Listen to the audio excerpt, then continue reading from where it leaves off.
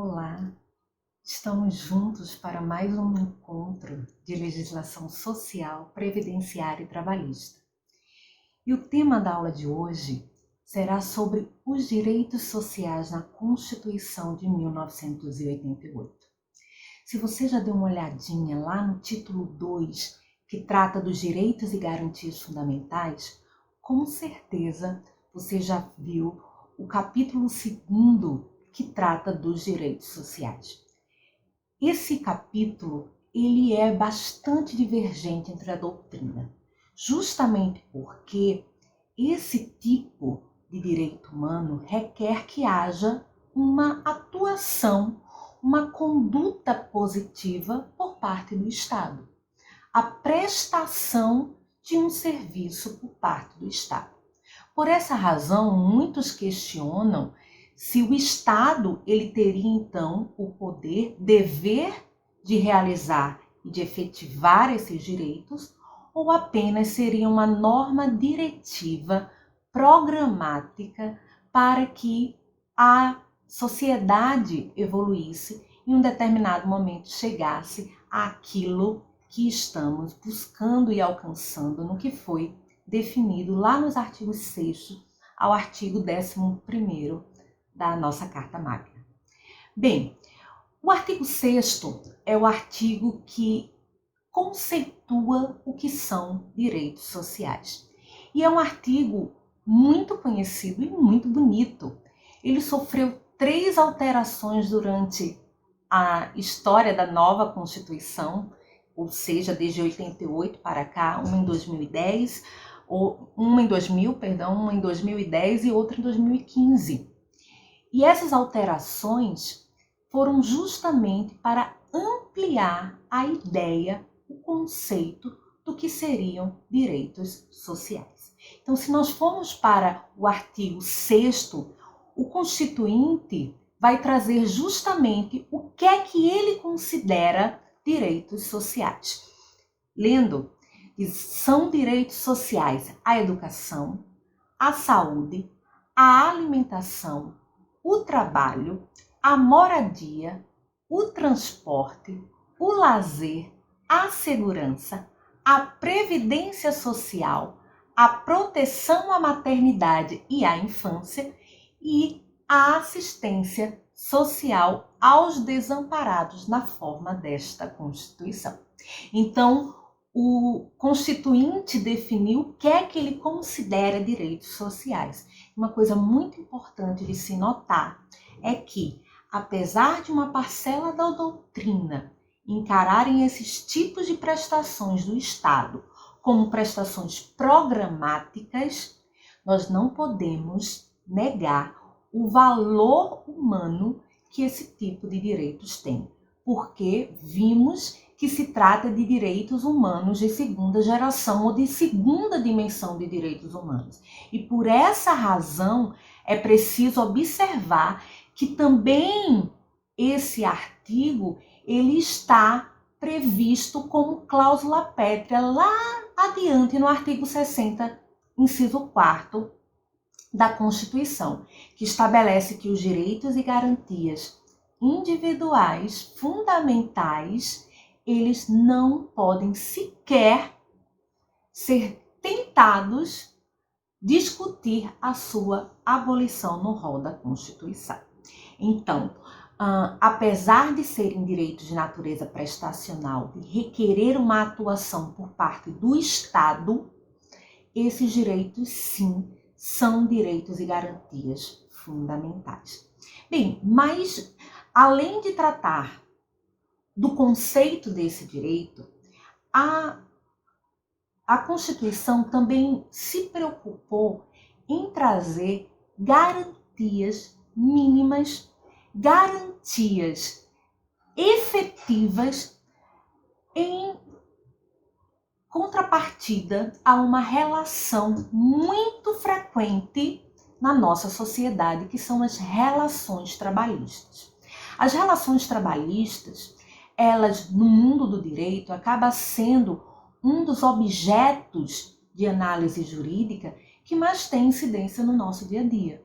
Por quê? Porque são as relações trabalhistas em que vão gerar uma série de documentos, tanto de natureza de departamento pessoal, quanto de natureza mesmo judicante do processo do trabalho, como perante as empresas, com cadastro de funcionário, elaboração de folha de ponto, de folha de pagamento, dentre outras.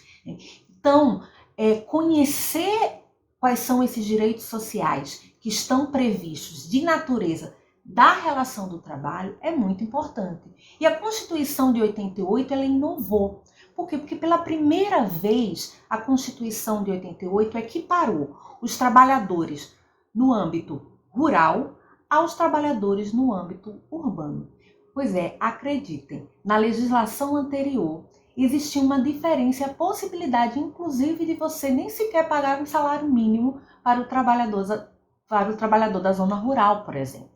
Então a Constituição de 88 não somente equiparou, mas também trouxe avanços na proteção de uma outra classe de empregados, de trabalhadores, que é a classe dos trabalhadores domésticos.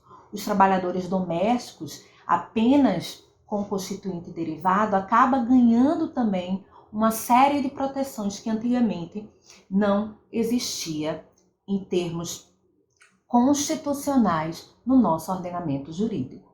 Então, do artigo 7º ao artigo 11º, nós vamos encontrar uma série de direitos que estão relacionados às relações trabalhistas. E, em especial, direitos dos trabalhadores urbanos e rurais, além de outros, que têm que objetivo? Visar a melhoria da sua condição social. Afinal, é através do trabalho que nós nos relacionamos socialmente, nós angariamos recursos para a satisfação das nossas necessidades pessoais e por isso o trabalho ele é tão importante na vida do ser humano e na vida social de um determinado estado.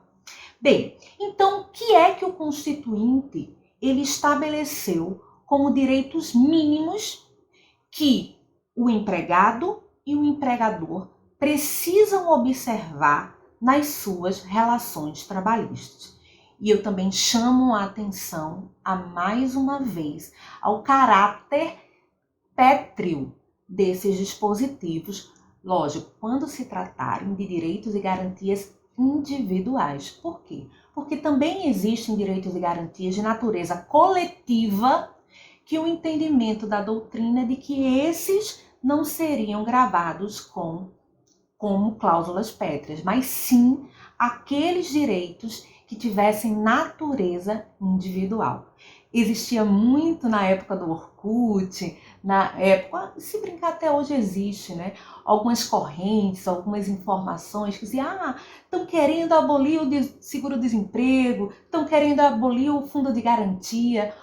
O que é importante a gente deixar claro é que esses direitos, por estarem justamente no artigo 6º e serem considerados direitos e garantias fundamentais, esses direitos são considerados cláusulas pétreas, sim.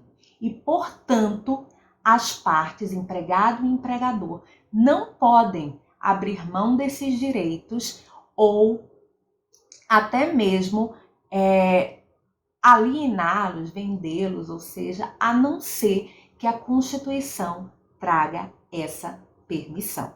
Então, o que vai ditar as regras das relações trabalhistas, em primeiro lugar, vai ser o texto constitucional.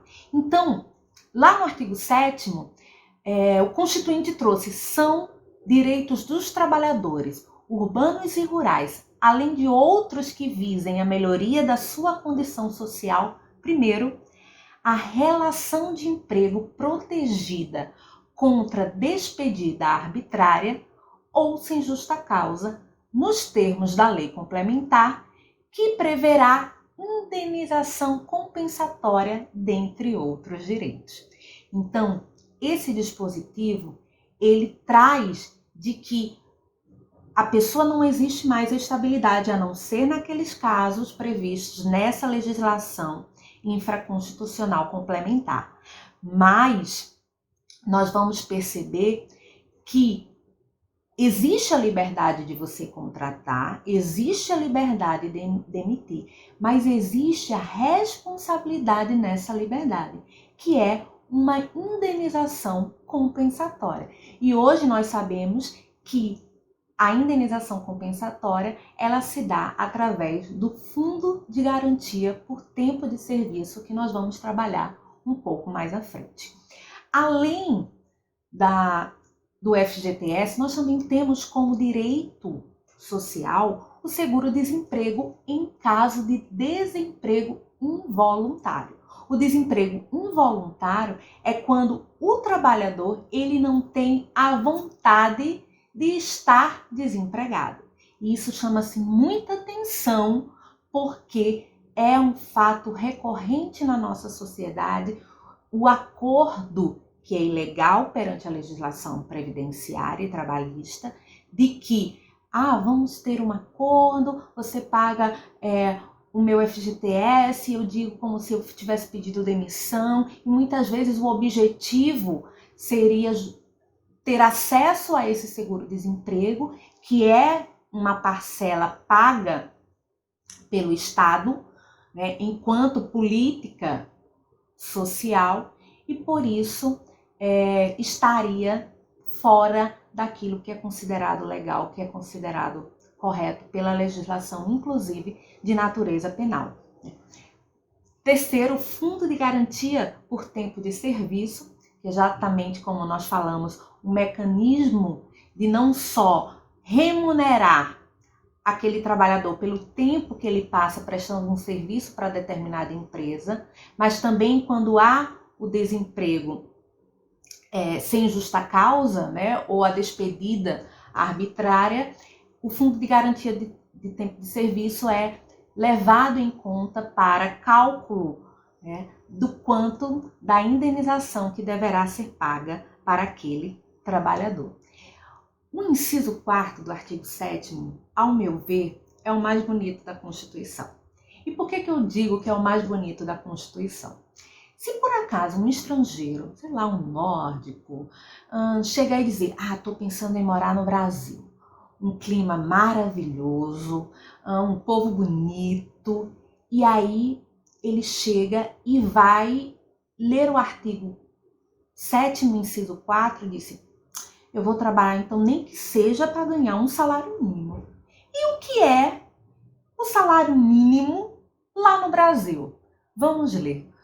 O salário mínimo fixado em lei, nacionalmente unificado, capaz de atender às suas necessidades vitais básicas, não só as suas, e as de sua família, com moradia, alimentação, educação, saúde, lazer, vestuário, higiene, transporte e previdência social, com reajustes periódicos que lhe preservem o poder aquisitivo, sendo vedada a sua vinculação a qualquer fim. É um paraíso aqui na Terra.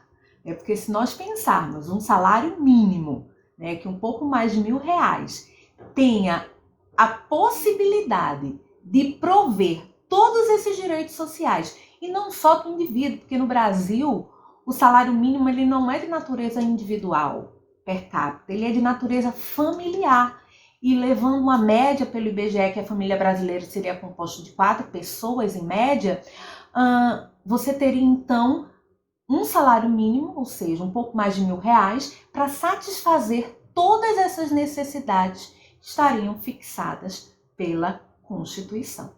E é lógico que quando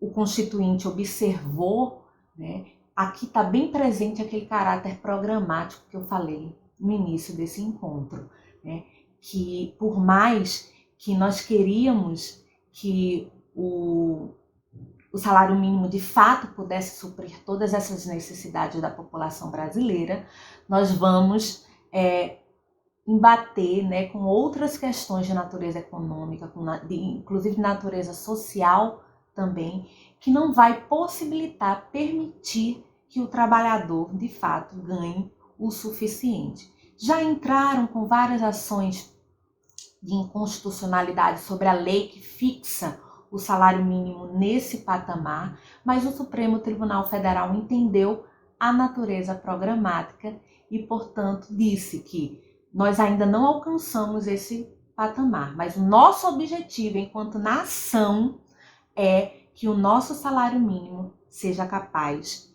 de satisfazer todas essas necessidades do brasileiro e de sua família.